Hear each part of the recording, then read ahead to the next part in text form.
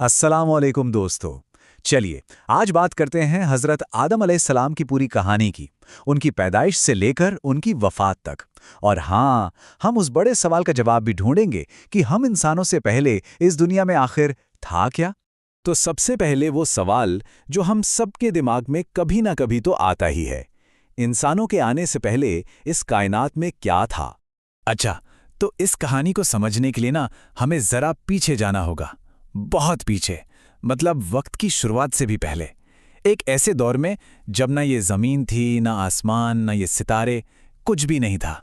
देखिए, इसकी शुरुआत होती है एक बड़े ही गहरे सवाल से, जो एक सहाबी ने हुजूर पाक सल्लल्लाहु अलैहि वसल्लम से पूछा था। उन्होंने पूछा, ए अल्लाह के रसूल, जब ये आसमान और ज़मीन कुछ भी नहीं थे, तब हमारा रब कहाँ था? तो हुजूर पाक सल्लल्लाहु अलैहि वसल्लम ने जो जवाब दिया ना, वो हर चीज़ की बुनियाद है।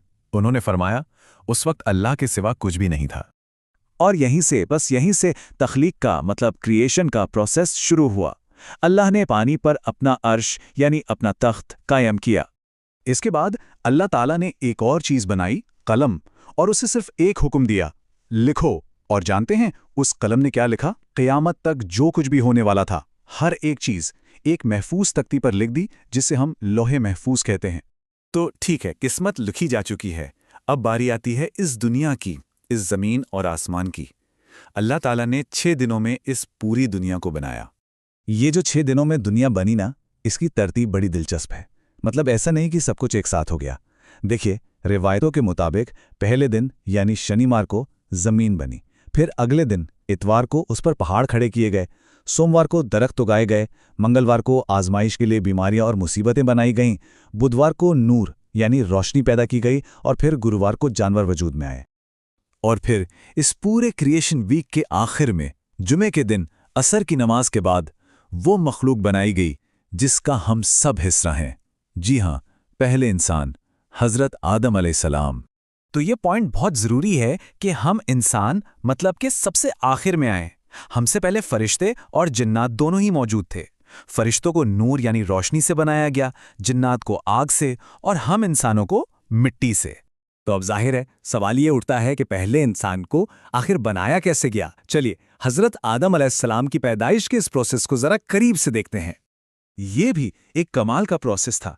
अल्लाह ताला ने हुक्म दिया कि पूरी दुनिया से, हर कोने से मिट्टी जमा की जाए, और शायद इसीलिए हम इंसानों के रंग, रूप, मिजाज सब इतने अलग अलग हैं। फिर उस मिट्टी में पानी मिलाया गया, एक शक्ल दी गई, और फिर उसे सूखने दिया गया जब तक वो पककर एकदम मजबूत ना हो गई। और फिर वो पल आया जिसका इंतजार था। अल्लाह ने उस मिट्टी के ढांचे में रूह फूकी, और जैसे ही रूह अंदर गई, हजरत आदम को छींक आई, और उनके मुंह से जो पहले शब्द निकले वो थे अल्हम्दुलिल्लाह, जिसके जवाब में अल्लाह ने फरमाया, अल्लाह तुम पर रहमत करे। लेकिन देखिए, जहां इतनी बड़ी नेमत हो, वहां पहली आजमाइश भी सामने आ खड़ी हुई। और ये थी इब्लीस के इनकार की कहानी। अल्लाह का हुक्म हुआ कि सब फरिश्ते आदम को सजदा करें। सबने किया, सिवाय एक के, इब्लीस। और याद रहे, वो कोई फरिश्ता नहीं था, वो एक जिन था। और उसका तकब्बुर देखिए, उसने कहा, मैं इससे बेहतर हूं, तूने मुझे आग से बनाया है और इसे मिट्टी से। और यही घमंड, बस यही एक चीज उसकी बर्बादी की वजह बन गई। उसे हमेशा हमेशा के लिए जन्नत से निकाल दिया गया। तो इब्लीस का चैप्टर तो क्लोज हुआ। अब कहानी का रुख होता है जन्नत से ज़मीन की तरफ, जहां से हम सब की इंसानियत के सफ़र का आगाज होना था। जन्नत में हज़रत आदम अकेले थे, तो अल्लाह ने उनके सुकून के लिए उन्हीं की पसली से हज़रत हव्वा को पैदा किया। वो दोनों खुशी खुशी जन्नत में रह रहे थे, लेकिन शैतान, जो अब उनका खुला दुश्मन था, वो कहाँ बाज आने वाला था। उसने उन्हें बहकाया, और जिस दरख्त का फल खाने से मना किया गया था, उन्हें खिला ही दिया। जैसे ही उन्हें अपनी गलती का एहसास हुआ, दोनों ने सच्चे दिल से तौबा की, जिसे अल्लाह ने कबूल कर लिया, और फिर उन्हें ज़मीन पर इंसानियत का सफ़र शुरू करने के लिए भेज दिया गया। रिवायतों के मुताबिक हज़रत आदम हिंद में उतरे, हज़रत हव्वा जद्दाह में, और उनकी मुलाकात अराफात के मैदान में हुई। हज़रत आदम अलैहिस्सलाम ने ज़मीन पर एक लंबी उम्र पाई, तकरीबन 960 साल।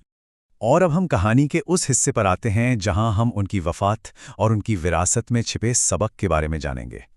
जब उनका दुनिया से जाने का वक्त आया तो फरिश्ते जमीन पर आए और उन्होंने हम सबको सिखाने के लिए पहले इंसान की आखिरी रसूमात अदा की। उन्होंने उनके जिस्म को गुस्ल दिया, फिर जनाजे की नमाज पढ़ी और उन्हें दफन किया। और यही तरीका आज तक हम सब इंसानों के लिए एक सुन्नत यानी एक मिसाली तरीका बन गया। तो इस पूरी कहानी से जो सबसे पहला और बड़ा सबक मिलता है वो इब्लीस के वाक़ये से है कि तकब्बुर यानी घमंड सबसे बड़ा गुनाह है। ये इंसान को अल्लाह से दूर कर देता है। और दूसरा सबक जो उम्मीद से भरा है वो हज़रत आदम और हव्वा के अमल से मिलता है कि हाँ, इंसान से गलती हो सकती है, लेकिन जो सच्चे दिल से पलट आए, तौबा कर ले, वो अल्लाह का महबूब, उसका प्यारा बन जाता है। तो आखिर में ये सवाल हम सब के लिए है। अगर ये पहली कहानी हमें सिखाती है कि घमंड हमें गिराता है और तौबा हमें उठाती है, तो हम अपनी जिंदगी में क्या चुन रहे हैं? हमारी जिंदगी का सफर किन फैसलों पर चल रहा है? अल्लाह ताला से दुआ है कि वो हम सबको सही रास्ता दिखाए और सीधे रास्ते पर चलने की तौफीक दे। आमीन।